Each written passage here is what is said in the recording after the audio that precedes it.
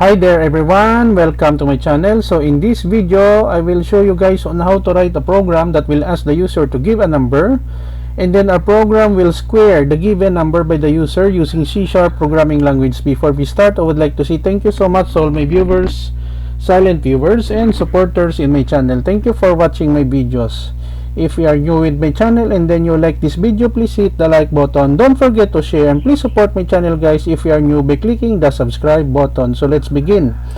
I will put a link in the video description where you can download the complete source code of our tutorial video for today for free in my two websites.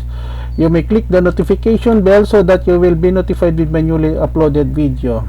Okay, so we have here in Notepad using system class square static void main. It is the starting and ending point of every C# program. Begin, console write, new line, the title, square a number in C#, enter a number to square, string input, read line. So we have here another variable that I declare, int number. We convert input into string, no? So convert into 32-bit.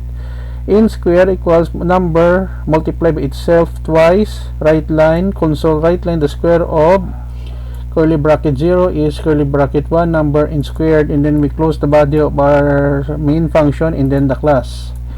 As I said earlier, I will put a link in the video description where you can download the complete source code of our tutorial video for today for free in my two websites. Let us go with our online GDB. Click the run button here to execute the program. Square a number in C#, enter a number. Let's say we have 4.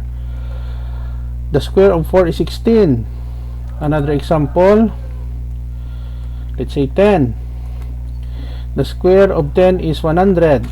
Last example, let's say 7. Square a number in C#, enter a number to square 7. The square of 7 is 49. Okay guys, so this is the end of our tutorial video on square a number in C# programming language. I hope that you have learned something new in this tutorial video. Thank you so much guys for watching. Don't forget to like, share, and please support my channel guys if you are new by clicking the subscribe button. See you in the next video tutorial guys. This is your friend Jake saying bye bye for now.